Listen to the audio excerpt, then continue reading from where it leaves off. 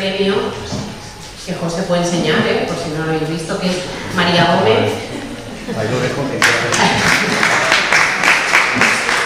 Y ya empezaríamos con la primera ponencia de la jornada. Ahora, mientras nos vamos recolocando, llamamos a la mesa a María Luisa Montó y a Esperanza López Hernández, que va a moderar la ponencia.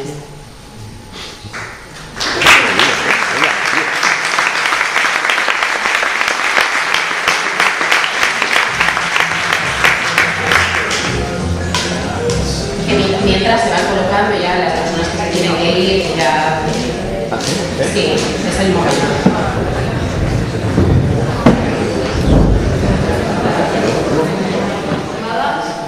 Buenos días, Teresa, buenos días a todas y a todos. Antes de nada, quería agradecerte tu presencia aquí en estas jornadas, desinteresadamente, y el domingo. Bueno, para mí, desde luego, es un honor poder presentar a María Luisa Montó Carbonell, y está bien un reto, porque María Luisa tiene una dilatada carrera profesional y una larga militancia feminista. No obstante, intentaré resumir algunos de los aspectos más destacados de su trayectoria, sabiendo que me voy a dejar muchas cosas en el tintero, pero espero que podáis perdonarme. Bueno, María Luisa Montó Carbonell es catedrática de Economía de la Universidad de Valencia. Está vinculada al movimiento feminista desde los años 70. Podríamos decir que su iniciación fue a raíz de su ampliación de estudios en Londres, donde conoció a economistas inglesas y estadounidenses que trabajaban sobre el tema de las mujeres.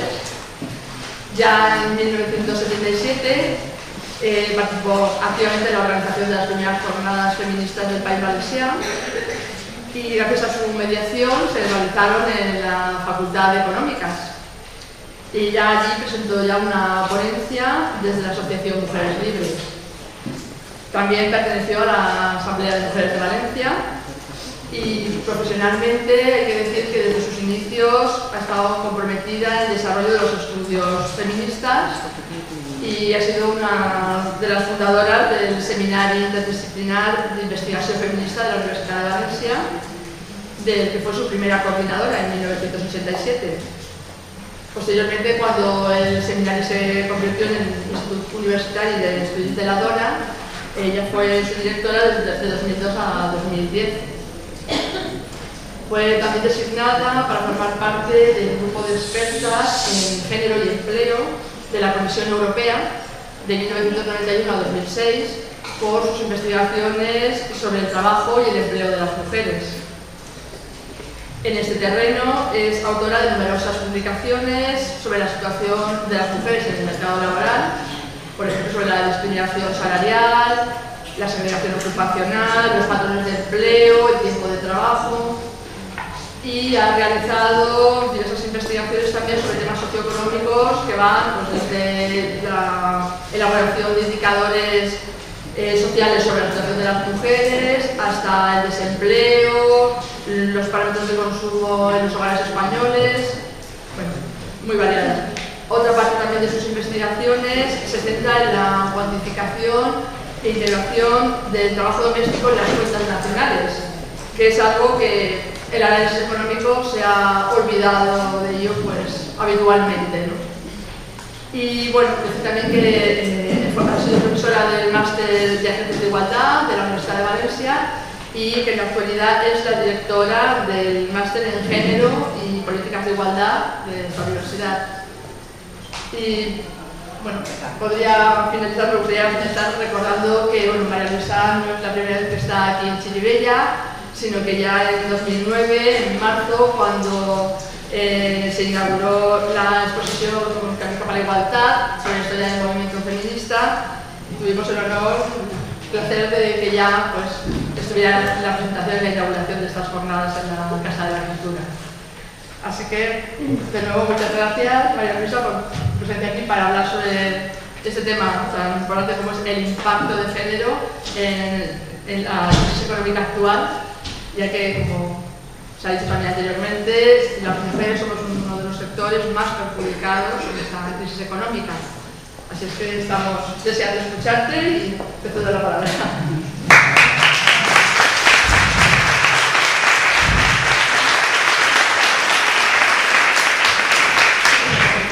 Bueno, muchas gracias por tu presentación tan amable y quería empezar agradeciendo la invitación a estas jornadas.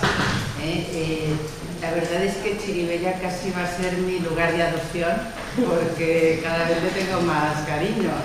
Recibo invitaciones siempre para participar en cosas y bueno, y además una cosa que es muy de agradecer, cuando se me invita, siempre se me invita con mucho tiempo de antelación, con lo cual uno puede planificarse.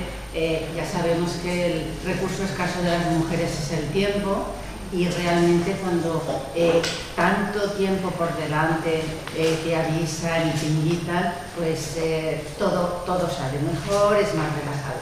Bueno, y ya pasados los primeros momentos del impacto de este emotivo acto de entrega de premio, que ha sido realmente muy emotivo para mí, pues voy a ver si concentro mi cabeza en lo que tenía que deciros.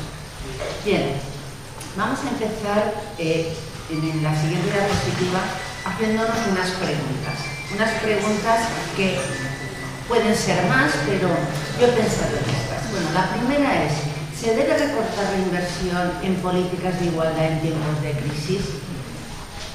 No me gusta esta formulación ahora mismo, pero bueno, como estamos en la época de recortes, pues es lo primero que vamos a analizar. En fin, esta es una pregunta que trataremos de contestar a lo largo de la exposición. La siguiente ¿es diferente esta crisis a las anteriores? Crisis económicas ha habido muchas, pero esta es de una particular intensidad, prácticamente desconocida. Tenemos estudios desde la perspectiva feminista sobre cómo afectan las crisis a las mujeres y cómo afectan a las desigualdades en general y sobre todo en particular a la desigualdad de género, donde hay que buscar las causas de la crisis. Y finalmente, ¿es la crisis discriminatoria? ¿Tiene efectos discriminatorios? Bien, en la siguiente diapositiva vamos a mostrar un poco la estructura de esta intervención. En primer lugar hablaré del marco general, después hablaré de lo importante que es la dimensión de género en la crisis económica y financiera. Después hablaremos un poquito de las causas de la crisis desde la perspectiva de género. Abordaremos un poquito algo de las respuestas a las crisis que están dando los gobiernos y alguna alternativa, pero eso es el tema que abordará después Carmen, y acabaremos con unas conclusiones. Bien, en la siguiente diapositiva, cuando entramos ya a hablar del marco general, lo que tenemos primero que tener claro es que la crisis actual empezó por una crisis financiera que fue el desencadenante de algo que podríamos considerar no una crisis más, sino una crisis del modelo de crecimiento capitalista. Entonces, bueno, esto condiciona mucho la salida de la crisis, porque si no es una crisis más, una crisis que está dentro de los ciclos económicos de 5 años, etcétera, pues las medidas tendrán que ser radicalmente diferentes de las que se han utilizado hasta ahora. Parece que el modelo está agotado, el modelo de crecimiento, y sobre todo porque la crisis donde más ha tenido efectos importantes ha sido en los países más adelantados de crecimiento más. Bien, además no es solo una crisis financiera, ese fue el desencadenante. En este momento además estamos en la segunda recesión. Dentro de la misma crisis estamos ya salimos ligeramente de la primera restricción y cuando parecía que estaba ya en vías de solución este tema, volvimos a caer en una segunda recesión, con lo cual esto ha agravado otras cosas, hace más largo la salida de la crisis y cuanto más larga es, más problemas y más difíciles retornar a la senda de crecimiento. Entonces, bueno, realmente estamos en una crisis múltiple. Una crisis múltiple que es consecuencia bastante directa de todo el proceso de desregulación que se inició en crisis anteriores, en crisis financieras anteriores. Desregulación que lo que ha propiciado ha sido la especulación. La especulación que no es producción ni de bienes ni de servicios, es simplemente especular. Se ha especulado con los activos inmobiliarios, se ha especulado con las acciones en bolsa. Bueno, todo el mundo tiene en mente en estos momentos, porque está justo en el momento actual hablándose mucho de todas las preferentes, etc. Y además es una crisis de valores. Esto tiene su parte positiva, porque cuando ponemos en crisis los valores, realmente, pues bueno, de ahí podemos avanzar y es muy importante, pero claro, también estamos en estos momentos sufriendo el impacto de esta crisis de valores, con todo el desconcierto que esto conlleva. Y además, todo esto se produce en un contexto de globalización, es decir, que se transmite muy rápidamente de unos países a otros. Entonces, bueno, la crisis inmobiliaria empezó en Estados Unidos, rápidamente se fue transmitiendo.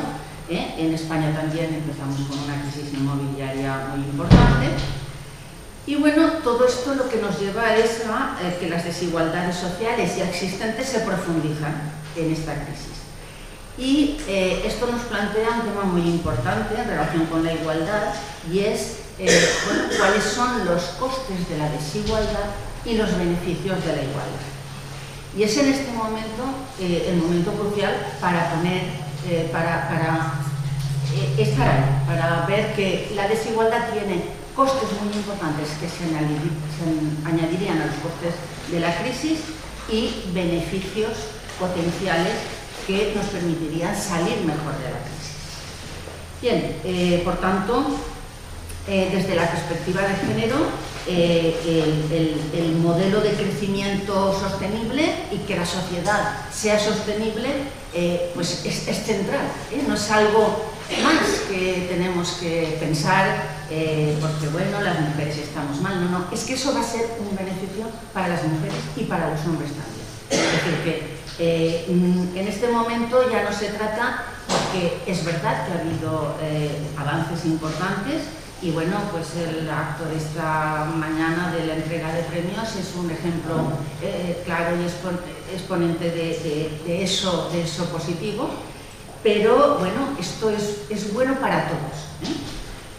Bien, por tanto, lo que se conoce como transversalidad de género en las políticas, que es que la perspectiva de género esté presente en todo momento, cuando se diseñan las medidas, cuando se implementan y se ponen en práctica las medidas y cuando se evalúa el efecto que han tenido esas medidas para corregirlo, pues bueno, lo que se llama la transversalidad de género es muy importante en estos momentos de crisis. Bien, en la siguiente diapositiva vamos a explicar un poquito más el inicio de la crisis financiera.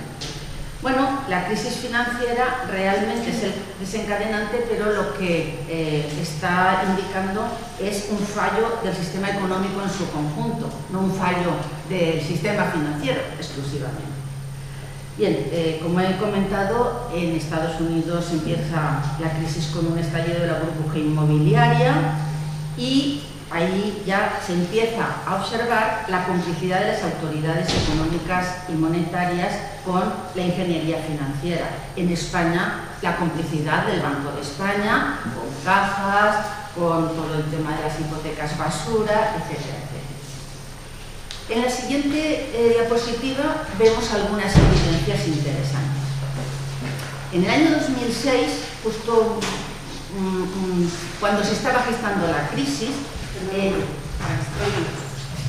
Vamos a hacer un cambio, ¿vale? Es que hay desacciones. En el año 2000, ahora, es que este es el que se está revelando. Ahora, ¿quieres que lo pares?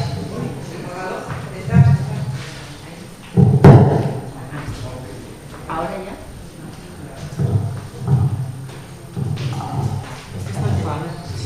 Sí, sí. Es acercarlo.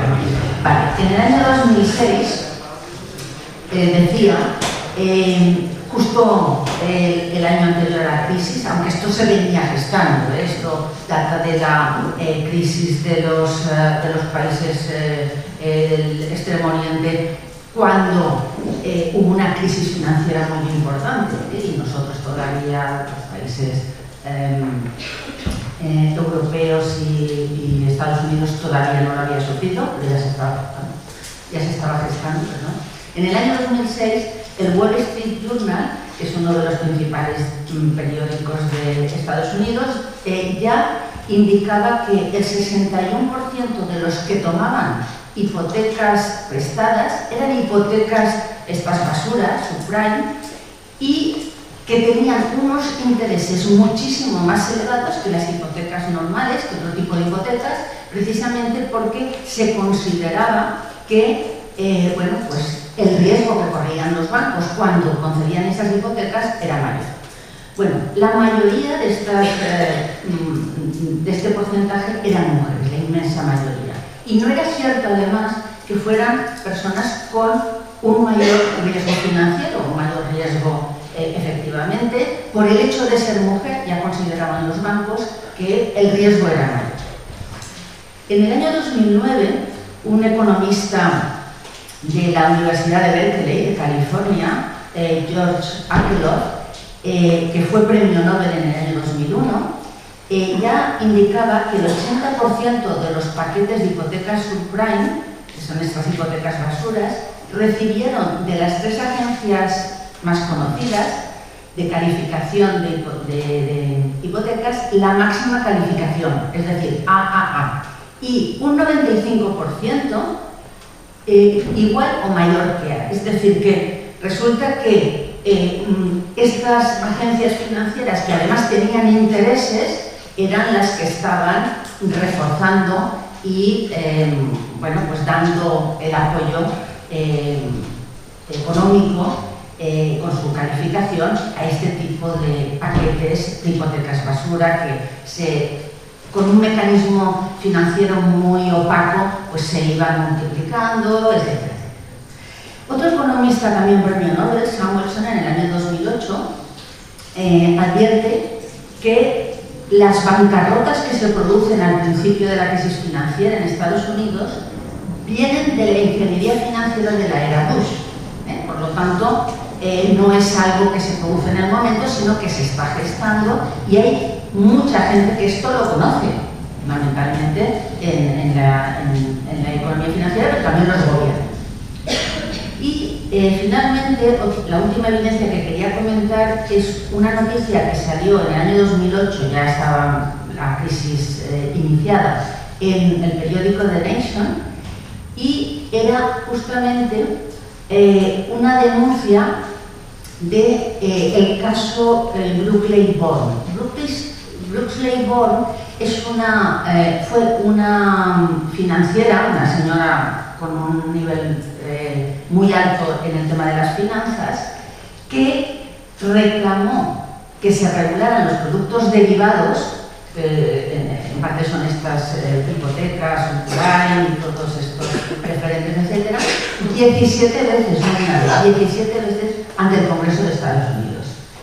Y que desapareció del mapa, esto fue en los años finales de los 90, cuando justamente Alan Greenspan, Rubin y Sanders, que son 3 personas súper relevantes en todos los organismos internacionales, inclusive han estado en los gobiernos últimos de Estados Unidos de asesores, estaban en contra de lo que ella decía. Decía, bueno, que era una exagerada, que de hecho ella desapareció del mundo financiero.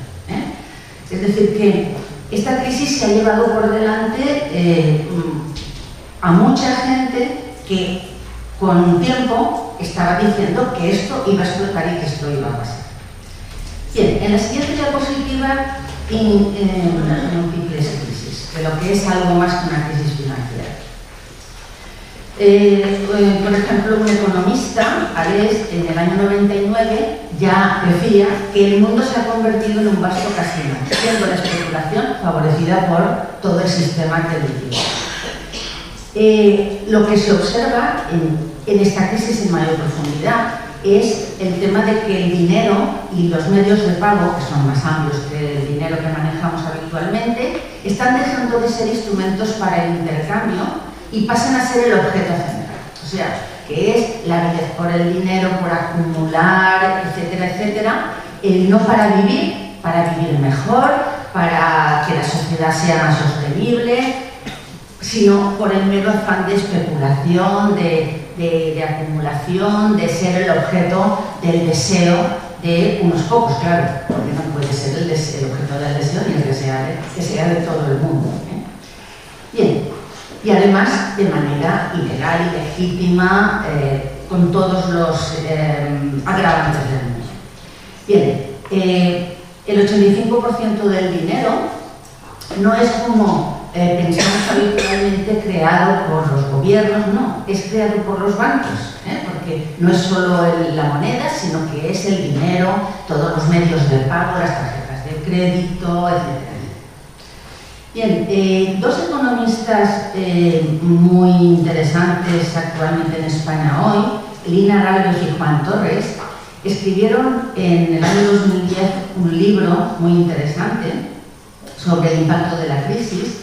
Y ellos plantean cosas muy importantes y muy interesantes en ese libro. Hablan de la desnaturalización de la actividad económica y de la desnaturalización de la vida humana como algo que está muy vinculado al sistema patriarcal. Y entonces hablan del dinero como expresión de poder, hablan del divorcio entre la esfera pública y privada, del divorcio entre la satisfacción de las necesidades, de la falta de atención a las necesidades humanas, a las emociones, etc.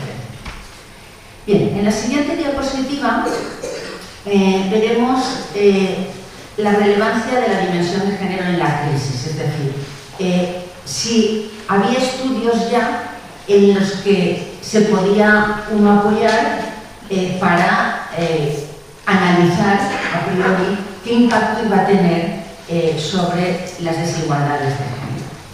Encontramos dos publicaciones importantes, una en el 2009 y otra en el 2002.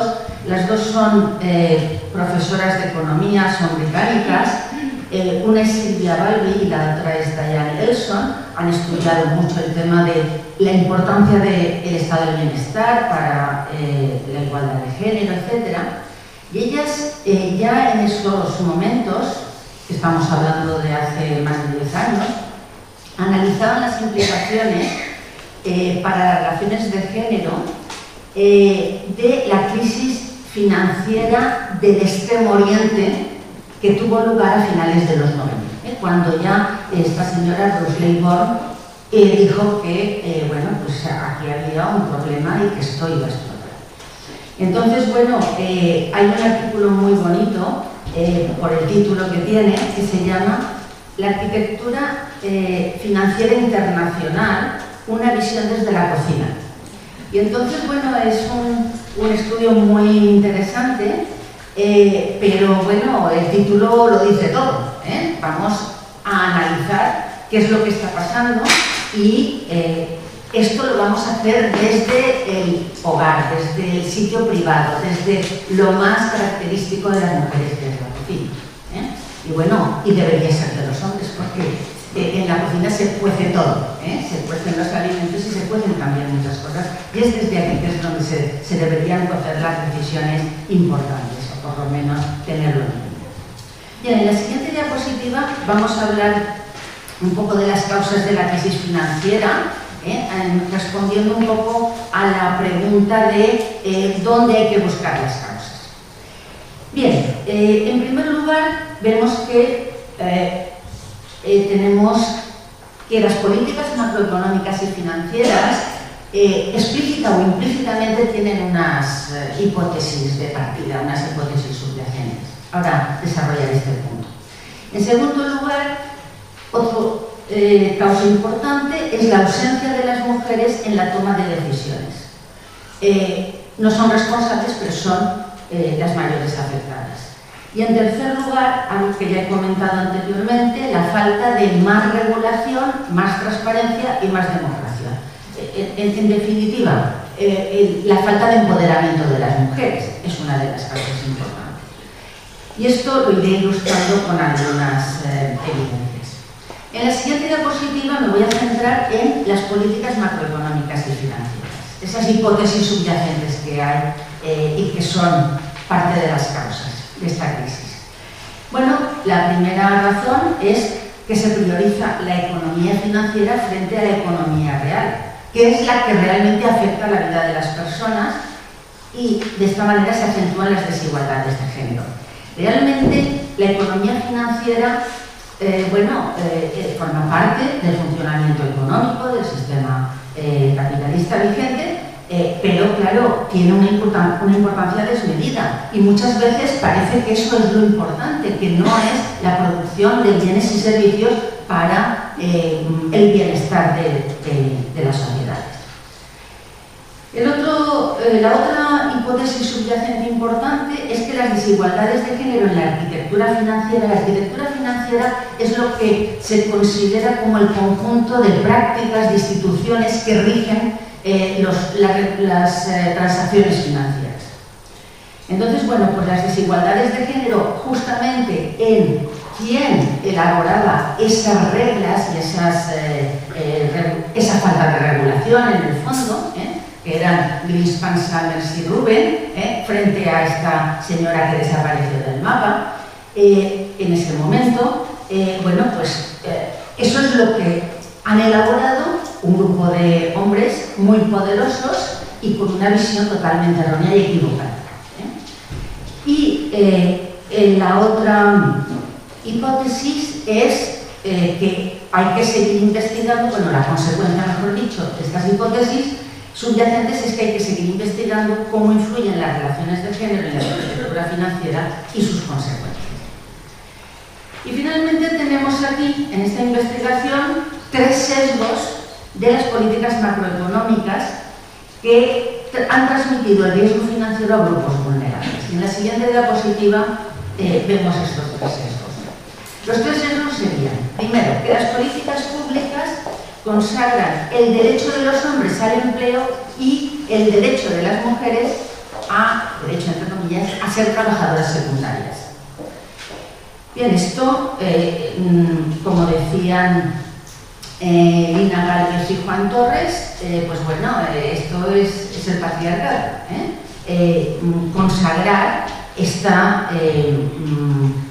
predominancia de los hombres en el empleo, en un momento además donde el empleo es un bien escaso para todos, para hombres y mujeres, con lo cual eso también es una presión sobre los hombres que tampoco tienen la culpa de que no exista empleo, que se esté destruyendo, es más, se esté destruyendo empleo, y consagrar a las mujeres a ser trabajadoras secundarias. Cuando en momentos de crisis, muchas veces, el trabajo de las mujeres fuera de los hogares es fundamental para el sostenimiento del hogar. Y entonces se tienen que multiplicar y hacer el trabajo dentro y el trabajo fuera del hogar. En circunstancias, muy precarias muchas veces. Bien, el otro sesgo es la privatización y mercantilización de la protección social. Este es un sesgo muy importante de las políticas macroeconómicas porque se dice, es que no hay dinero, es que, todo el tema del austericidio, ¿no? Es que tenemos que ser austeros. Pues vamos a cortar el gasto público.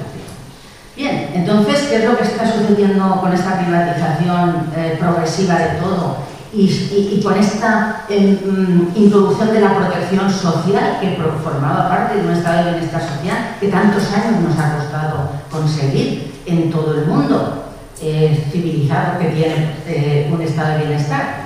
Pues bueno, que en lugar de compartir riesgos, que es lo que pretende esta protección social y este estado del bienestar, y entonces cuando individuos, personas están en situación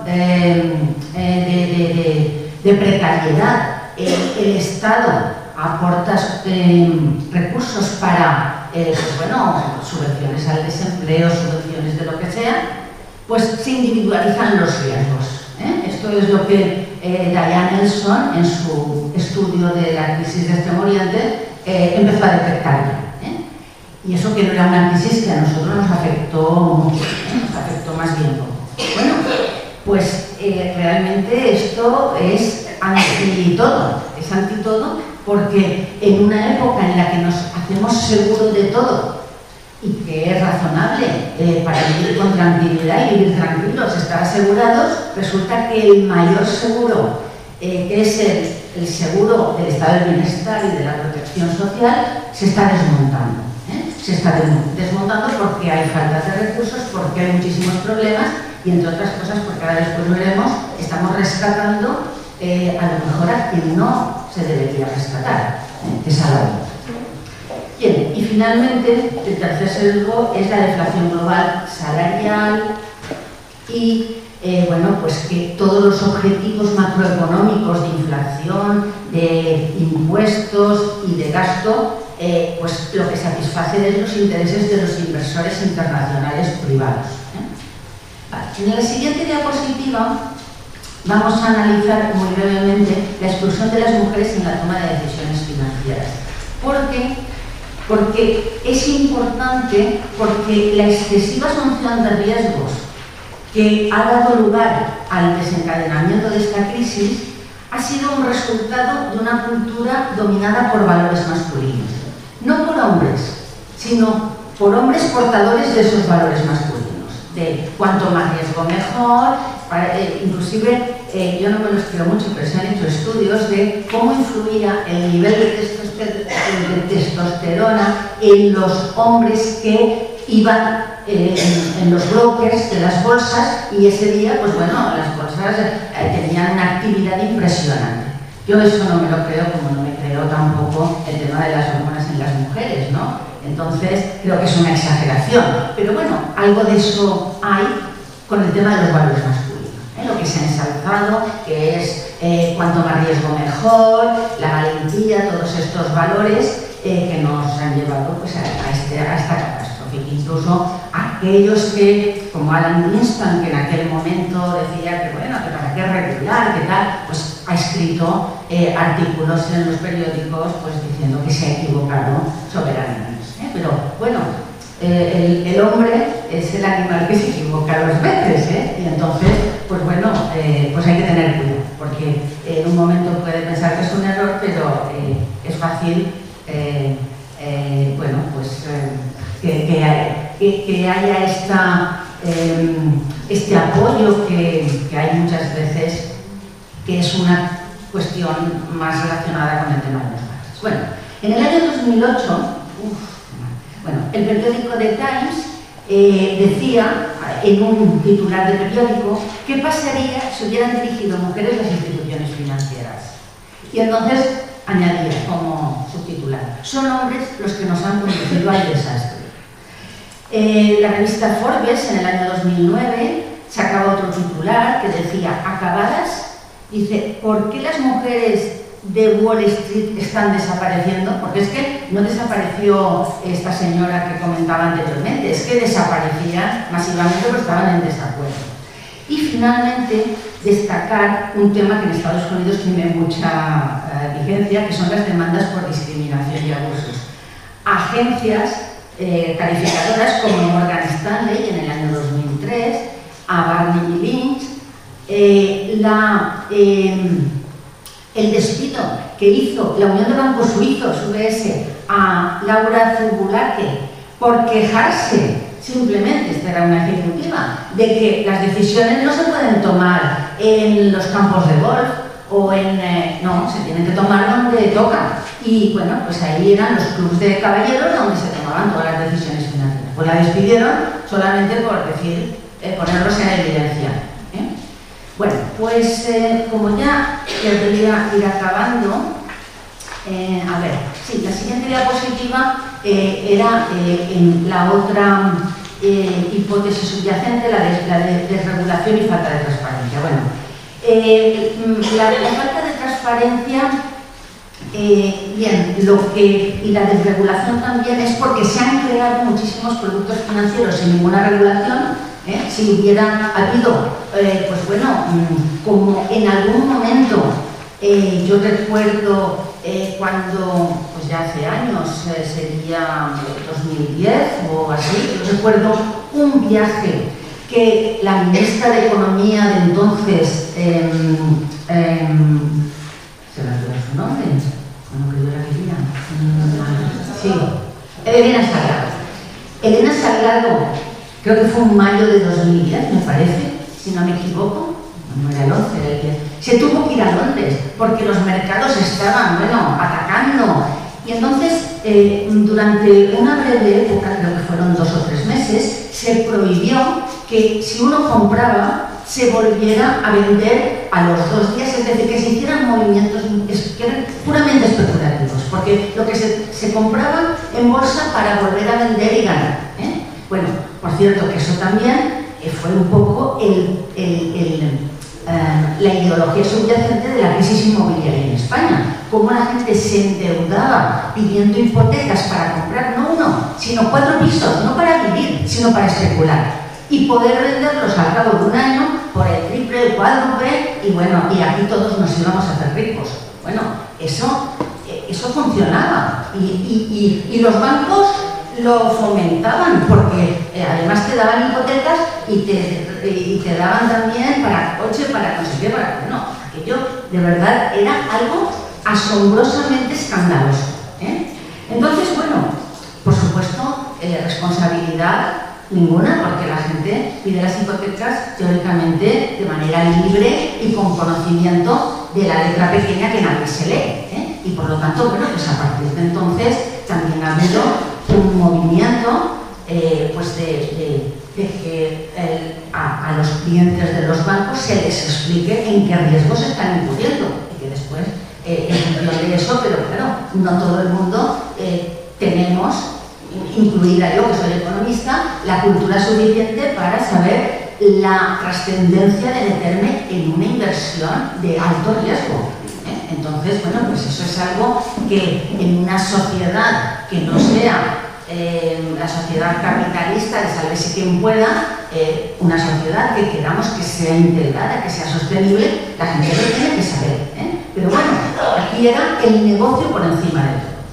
Bien, entonces, estaba en el tema de la desregulación y falta de transparencia, bueno, la evasión de impuestos, como consecuencia del aumento de los flujos financieros globales, tened en cuenta que apretando un botón en el ordenador los flujos financieros iban y venían y se iban a paraísos fiscales ya donde hiciera falta.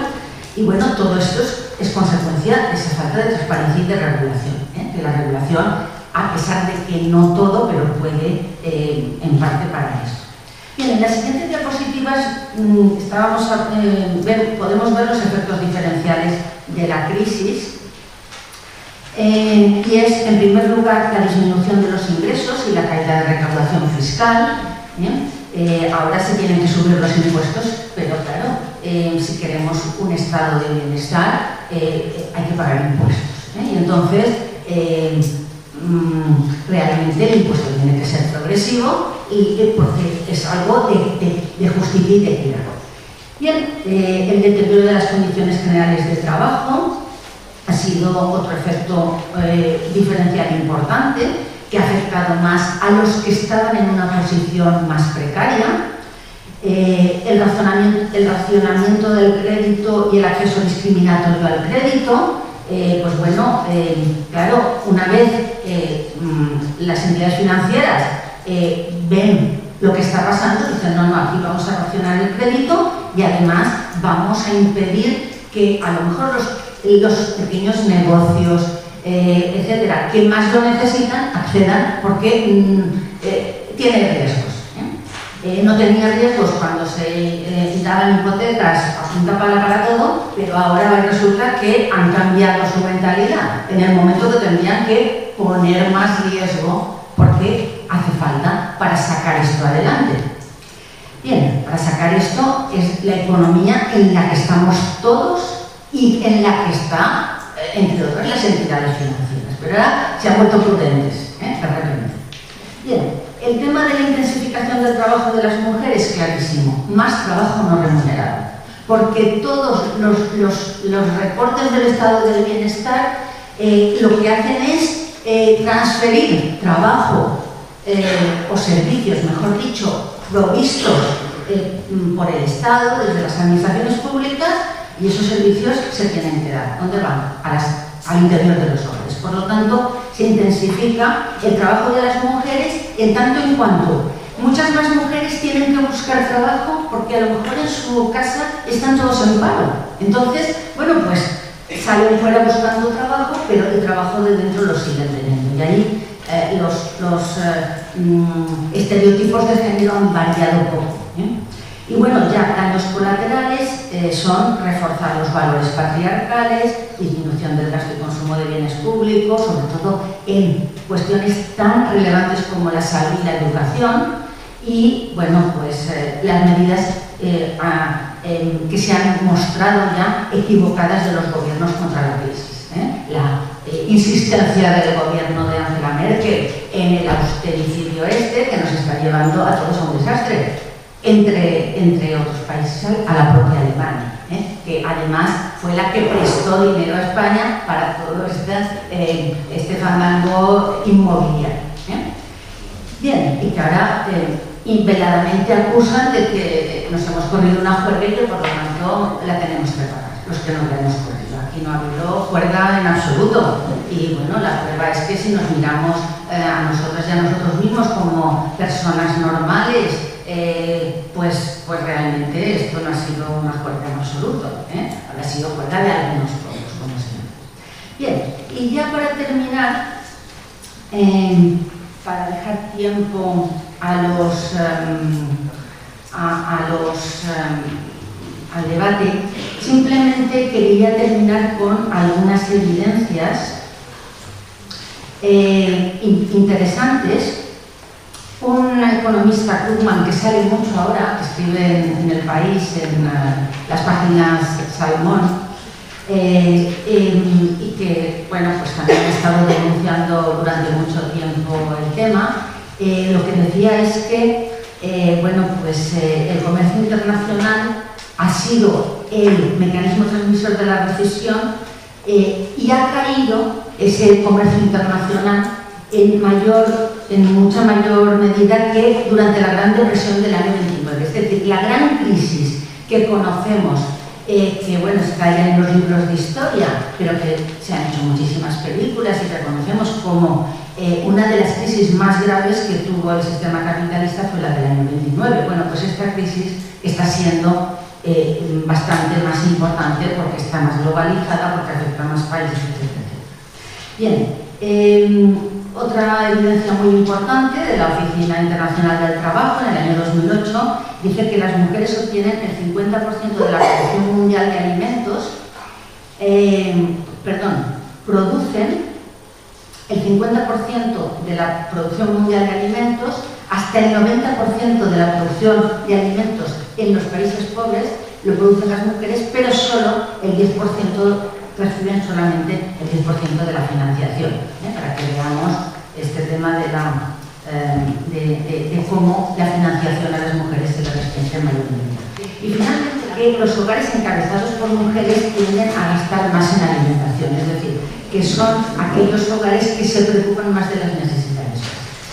Bueno, respecto a las respuestas de los gobiernos, bueno, pues realmente el tema del rescate bancario lo que hace es no provocar un cambio sustancial en el gobierno financiero.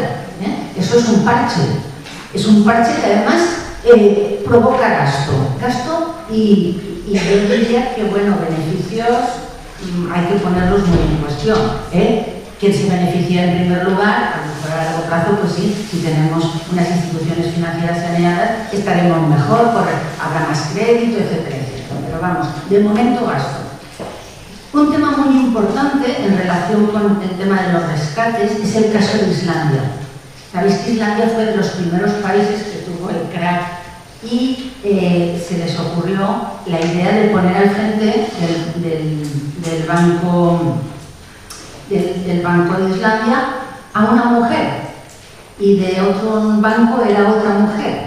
Bueno, pues eso es lo que en algunos sitios, no recuerdo dónde he leído, se llama el acantilado de cristal. Teníamos el techo de cristal que impedía que las mujeres pasaran más allá de puestos de decisión importantes, teníamos el suelo pegajoso, después, y ahora lo que tenemos es el acantilado de cristal. Y es que cuando la economía está hecha un desastre, llaman a una mujer y, bueno, pues es como pegar un empujón y lanzarla al vacío, ¿eh? Entonces, bueno, en esos momentos realmente las mujeres hacen mucho, creo, y cuando han asumido responsabilidades públicas y responsabilidades a nivel político y económico y de toma de decisiones, pero también tenemos que tener en cuenta que el acantilado de cristal existe. Bien, y yo ya simplemente para terminar, pues querría poner la última diapositiva. La última.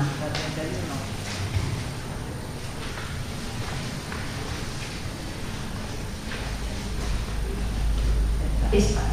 Bueno, yo querría terminar, pues bueno, como el panorama de Linda es muy negro, esto no es que sea demasiado bueno, pero con dos viñetas de Diana Raznowicz, que además son del calendario del 2013, y yo creo que es nuestra Forges mujer, ¿verdad? Que dice: nunca aceptaré que la crisis provocada por unos la paren los otros y sobre todo las otras. Y la otra que dice: conciliar la vida laboral y familiar no es fácil, sobre todo si se entiende que solo las mujeres tenemos que hacerlo. Y nada, pues muchas gracias por vuestra atención.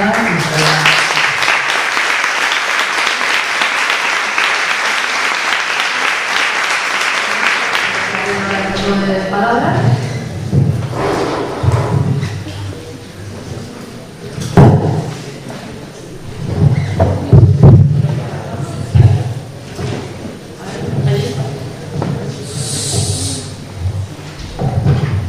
Hola, soy María Ángeles y solamente quería un dato, por favor, si me lo puede decir.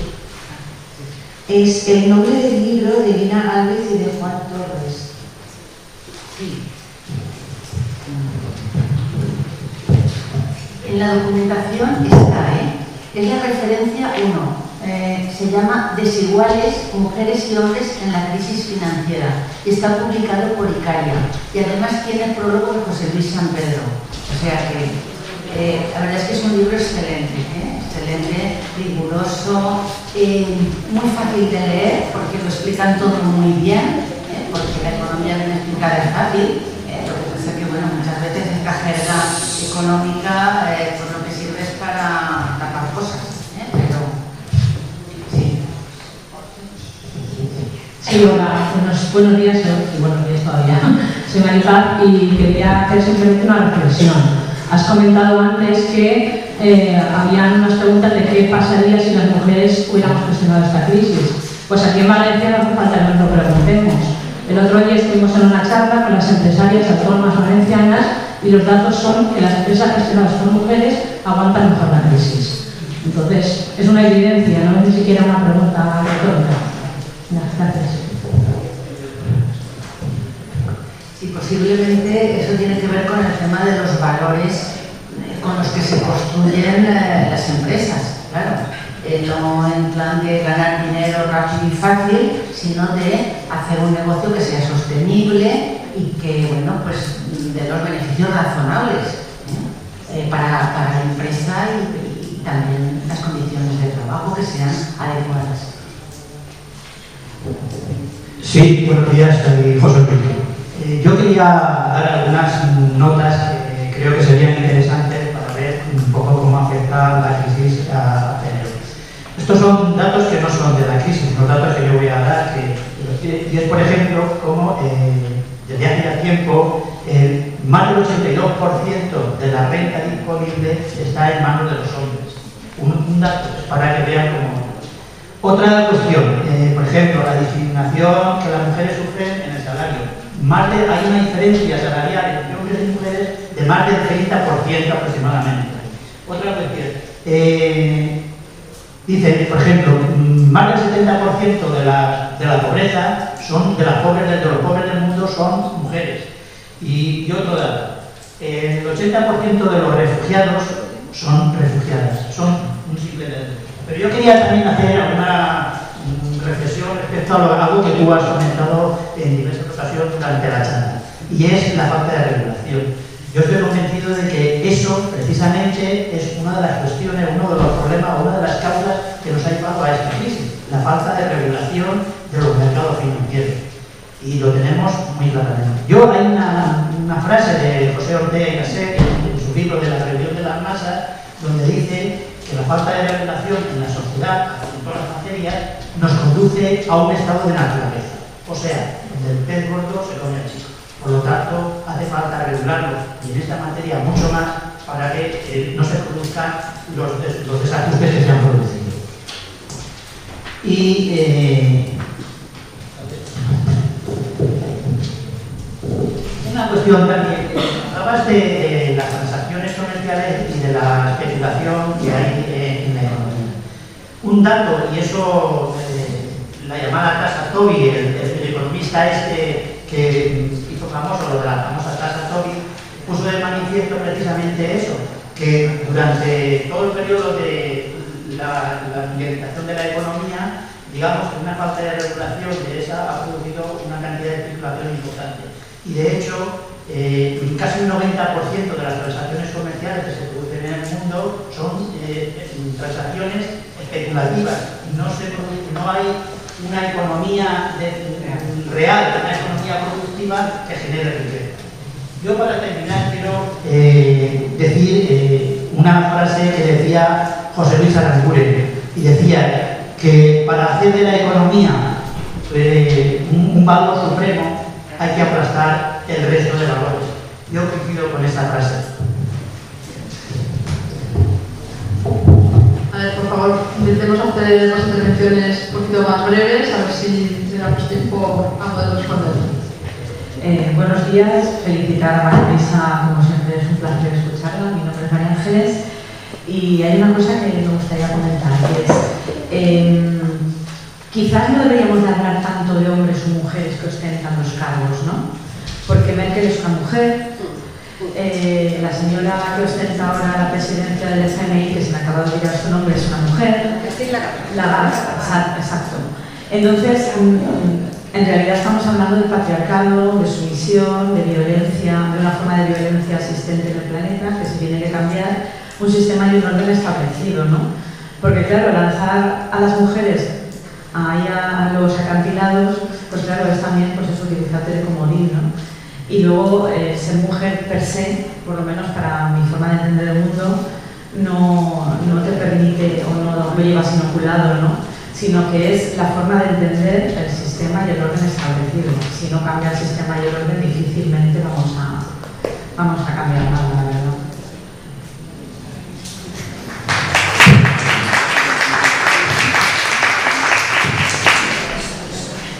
Sí, yo estoy de acuerdo, que claro, dices, bueno, es que está, pero claro, igual que está Merkel, que está Christine Lagarde, hay muchas desconocidas. Y esas desconocidas son las que la crisis se ha llevado por delante. Y mujeres que hubieran hecho aportaciones muy interesantes. Entonces, bueno, la primera que nos fastidió este tema fue la Margaret Thatcher. Sí, mayores por el imposible. Pero yo creo que sigue bueno, que el hecho de que las mujeres lo hagan igual o mejor que los hombres sigue siendo algo vigente. Yo me pregunto si en vez de Merkel estuviera otro de su mismo partido y con su misma ideología. A lo mejor inclusive la cosa iba peor. Entonces, claro, eso no lo podemos comprobar. Pero efectivamente, tampoco, como ser hombre per se, tampoco implica, bueno, pues hay muchísimos contraejemplos. Y es verdad, es una cuestión de valores. Es pues, poner en el centro lo que hay que poner en el centro, que es la vida humana y que aquí estamos para vivir todos mejor y que no para acumular ni dinero, ni bienes, ni nada, sino que y son valores además del mundo capitalista, del sistema, que es lo que está poniéndose en cuestión ahora, con un consumo desaforado. Bueno, pues el consumo tiene que ser sostenible, podemos reciclar cosas, podemos hacer mucho y ahorrar mucho dinero también haciendo esas cosas que las mujeres tradicionalmente han hecho desde su cocina. Bueno, yo soy Ángela Estimando. Felicitar a la coordinadora por estas terceras jornadas. Felicitar a ti, María Luisa, como siempre un placer escucharte. Yo he tenido la suerte de tenerte como profesora. Quiero saber qué opinas tú sobre la crisis afecta más al estado de bienestar. Tú eres una experta en darle precio y valor al trabajo reproductivo, al trabajo que no al empleo. Y yo creo, y quiero saber tú qué piensas, que el ataque directo a las políticas de bienestar y concretamente a la ley de dependencia que este Partido Popular ha dejado morir y desangrarse, sobre todo en esta comunidad valenciana, la ley de dependencia o la ley mejor que a las mujeres nos valoraba el trabajo dentro de casa y que ahora tenemos a los dependientes, a las familias agonizando, es un cambio ideológico. Yo creo que la crisis ha venido bien a este partido del gobierno y aquí en esta comunidad para poder acabar una ley que fue bandera de un gobierno socialista en el que nunca creyeron, y creo que es un cambio ideológico que la crisis no tenía por qué haber afectado y al desaparecer prácticamente, sobre todo la ley de dependencia. ¿Qué sabes tú? Bueno, la ley de dependencia forma parte de los instrumentos jurídicos que se ha dotado el estado del bienestar. Un estado del bienestar que ha costado su tiempo consolidar, como ha costado su tiempo, pues bueno, tener uno de los mejores sistemas de salud, de sanidad pública, y que no se puede, sería un lujo, eso sí que sería un lujo perderlo, eso no nos lo podemos permitir, porque estas pérdidas tardan años y años y años en recuperar. Entonces, bien, yo pienso que ahí efectivamente es una cuestión de valoración,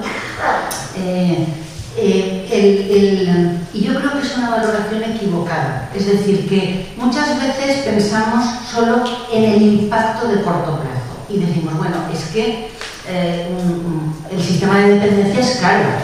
Claro, por supuesto que es caro. Es que depende del trabajo, y el trabajo con empleo o el trabajo no remunerado es caro, claro.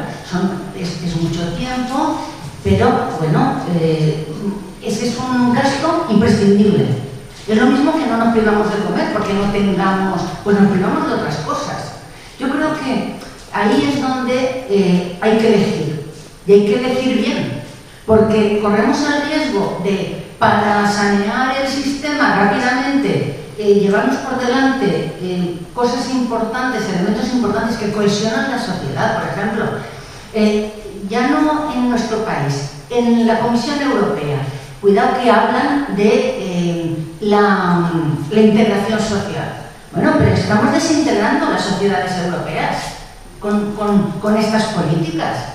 Entonces, bien, yo pienso que es un problema como las políticas de igualdad de género. Las políticas de igualdad de género requieren recursos, porque si no tienen recursos son papel mojado. Pero, claro, son políticas de largo plazo, y eso es lo que no entra en la cabeza de muchas veces de los que están en puestos de decisión y tienen que que tomar en los gobiernos y tienen que tomar decisiones rápidas. Y a lo mejor su horizonte es de 3 años o de 4 años y bueno, pues ahí van a maximizar lo que se piensa con todo lo legítimo que es eso. Pero claro, hay que pensar más allá de 4 y de 20 años. Es decir, que yo pienso que el problema que tienen fundamentalmente estas políticas es, y yo creo que en parte el austericidio que estamos sufriendo y todas las presiones por crecer rápido, primero, no consiguen crecer. Y segundo, el problema es que, claro, se llevan por delante cantidad de cosas que después cuestan muchos años de recuperar. Y yo pienso que eso es una reflexión general que se tendría que hacer y que tendría que estar más presente, que parece que es la inmediatez del corto plazo en todo. Y después, en los temas de igualdad, aquí el problema es el cambio de valores, o sea, subvertir esta sociedad patriarcal que nos oprime a todas y a todos, porque en el fondo esta sociedad nos está imponiendo unos modelos en los que nadie encaja. Si cada persona nos miramos en el modelo que nos toca, si eres mujer te toca ser cuidadora, ser tal, si eres hombre, pues bueno, llevar los ingresos principales a casa y tal y cual, pues es una sociedad que tampoco nos permite eso. Entonces, claro, inicialmente las políticas de igualdad fueron iniciativa del movimiento feminista y fueron las mujeres las que realmente, pero es que ahora ya están siendo los hombres jóvenes, realmente es que se les ponen las cosas muy difíciles y no pueden cumplir con ese modelo viril y con los valores masculinos. Es más, muchos hombres no están de acuerdo. Y bueno, pues aquí lo que se trata es de tener la máxima libertad para ser y percibirse y sentirse como cada persona quiere hacerlo, y tener un puesto en la sociedad con respeto, dignidad y medios de vida razonables. Y yo creo que eso, esa visión tan miope, eso habría que combatirlo, porque eso nos ha llevado a una doble recesión y nos pone en riesgo importante, como sociedad, como todo. Hola, buenos días. También soy Cándida Barroso y quiero felicitar a la Casa de la Dona y a todas las organizaciones de mujeres por permitirnos este debate. Y a María Luisa, por supuesto, como siempre, fantástica. María Luisa, yo resaltaría una cuestión que has enmarcado y nos pasa a las mujeres en todas las esferas de nuestra vida, ¿no? Como has dicho que en escenarios hostiles las mujeres economistas también son expulsadas, ¿no? Precisamente hago referencia a esto porque estos foros, ¿no? Socializar la economía, hacerla, aquello de la economía para principiantes, hacer que la economía la comprendamos también las mujeres, es también acercarnos a esa posibilidad de esos debates, ¿no? y de afrontar y no entrar de lleno en el precipicio. Porque si estoy de acuerdo con lo que planteaba nuestra amiga Bustamante, el tema de la economía es un tema patriarcal, ¿no? Ha estado copado con una característica patriarcal, pero también capitalista. Porque la economía también es una cuestión de clase, se ha dicho, está intrínsecamente relacionado. Estas mujeres que hemos hecho mención no son el referente de las mujeres trabajadoras, de la clase trabajadora. Se han criado, se han formado en esas élites capitalistas, depredadoras. Entonces, por eso yo creo que hay que poner en valor el acercar la economía, el que no es una cuestión que tienen que discernir en esos espacios tan ajenos, y se tiene que hacer también que entendamos que la compartamos y que participemos. Entonces, era un poco esa reflexión, ¿no? Estos núcleos, estos centros de debate permiten que no se nos pueda expulsar con tanta facilidad a las mujeres de las esferas públicas, masculinas, patriarcales y capitales.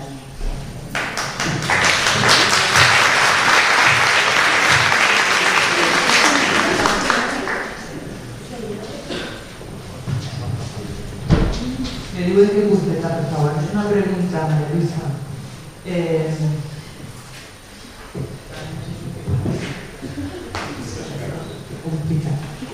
Una pregunteta punteta. Estem acostumades a aprendre que la investigació, que els estudis de l'economia des d'una perspectiva de gènere els fan les feministes i gràcies que fan. Aleshores, com tu vens de l'àmbit de l'acadèmia, de la universitat, a mi m'agradaria saber com veus tu que se vagi introduint o reconeguent l'aportació de les dones, l'aportació a l'economia, i aquesta aportació no reconeguda, del treball no remunerat, de la cura, del camp, i les necessitats que tenen les dones, que tampoc estan reconegudes, per els acadèmics que fan els estudis econòmics, també per l'àmbit de la premsa especialitzada en economia, i tal vegada també pels polítics que ostenten l'hegemonia de la direcció de tots els partits polítics i de la societat, són masculins i fan el seu anàlisi des de la perspectiva patriarcal. Com veus tu, com serà l'abans o quan serà l'abans que vaig a introduir-se aquesta perspectiva feminista, que és una perspectiva àmplia i global i verdadera de lo que és l'economia, si parlàvem tot? Bueno, yo en las clases del máster hablo de una visión global de la economía. No se puede excluir el volumen de trabajo doméstico, que es una aportación en las 3/4 partes de la misma de las mujeres a la economía, a la riqueza. De hecho, yo he trabajado en investigaciones cuantificando en porcentaje del Producto Interior Bruto lo que supondría en España contabilizar ese valor del trabajo, valorado a salario de servicio doméstico, no al salario medio de la economía tan siquiera, y es de un 42% del PIB.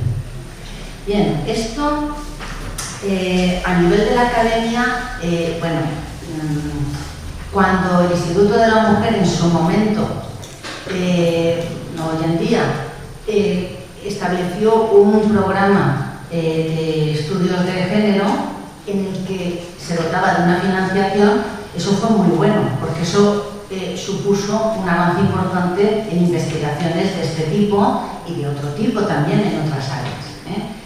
Pero bueno, ahora estamos en época de recorte y no llega dinero para hacer proyectos, con lo cual realmente los proyectos que se siguen financiando por parte de los programas de investigación nacionales y europeos todavía queda, pero tampoco es lo que era, Es que realmente esto está siendo algo que tiene una dimensión más allá de lo que es nuestro país. Pues bueno, son proyectos de ciencia básica, pero vamos, no de investigaciones feministas en absoluto. Por contra, sí que hay cierta organización de mujeres en todos los países. Hay una asociación muy interesante, que es la Asociación de Economía Feminista, que tiene una revista que han conseguido poner en los índices estos de calidad, con lo cual, porque todo esto es una pescadilla que se muerde la cola. Como resulta, si uno está en la universidad, para poder seguir carrera académica tiene que publicar. Pero claro, si las publicaciones son las que son y no entienden lo que haces, pues te tirarán para atrás y entonces te vas a publicaciones que no, a lo mejor no tienen el mismo prestigio que las que te exigen. Entonces, bueno, esa labor de esa asociación de economía feminista, de economistas feministas, ha sido muy importante. Preocuparse porque, claro, nos movemos en el mundo que nos movemos, no en el que nos gustaría estar. Entonces, bueno, una tiene que repartirse entre competir y, bueno, y también hacer lo que le parece que debe hacer. Mi generación de profesoras, las que iniciamos el seminario de estudios de investigación feminista, estábamos en esa situación que éramos como un poco esquizofrénicas, porque por un lado teníamos que hacer méritos en la disciplina y méritos normales, que no llamaran la atención demasiado para que aquello se pudiera publicar y pudiéramos, pues bueno, consolidarnos. Y por otra parte, pues hacíamos jornadas, hacíamos lo que nos daba la gana un poco, pero ya sabiendo que era beneficio de inventario, que eso, en el mejor de los casos, no te lo tenían en cuenta. A mí me lo tuvieron en cuenta. Me lo tuvieron en cuenta en un momento en el que en el equipo de gobierno de la Facultad de Economía se tenía que relevar del cargo a la vicesecretaria de la facultad. La vicesecretaria de la facultad, eso no existe ya, porque, vamos, era lo último de lo último del equipo de gobierno. Era, bueno, pues el decano, vicedecanos, en aquella época, estoy hablando de los primeros de los 80s, secretario y vicesecretario. Y entonces la vicesecretaria, que tenía que poner a hacer la tesis en ese momento, porque si no se corría el riesgo de no poder quedarse en la facultad, me buscó a mí y me dijo: oye, ¿tú estarías dispuesta a ser vicesecretaria? Mira, el secretario es un chico encantador, que efectivamente lo era y lo sigue siendo. Y yo dije: vale, pues bien, pues vale, vicesecretaria. Bueno, pues el decano me llamó y me dijo que, claro, que yo había organizado unas jornadas feministas. Y yo pensé, este señor en aquella época se llevaba mucho lo del SCUM, que era el manifiesto para la exterminación del hombre. Y era fuerte. Pero bueno, y yo era mucho más tímida de lo que soy ahora. Entonces me quedé y pensé, es que está pensando que yo soy del SCUM, porque si no se le ocurre decirme eso, que yo organizo unas jornadas. Bueno. Y además me dijo: no lo digo por mí, este señor era de contabilidad, era contable. No lo digo por mí, lo digo por el equipo, por los vicedecanos, que pensarán si yo ahora. Y bueno, pues esa fue mi experiencia de gestión. Después he gestionado otras muchas cosas y en condiciones mucho mejor, pero vamos, es curioso que, bueno, las cosas son muy lentas y efectivamente, y yo pienso que la economía feminista, como yo creo que resuelve problemas, o sea, que eso es un valor, y ya hay muchos investigadores que lo dicen y que lo resaltan, y bueno, pues a mí me ha financiado FUNCA, la Fundación de Cajas de Ahorros, el estudio sobre la valoración del trabajo doméstico, o sea que sí, que hay que pensar que tenemos futuro.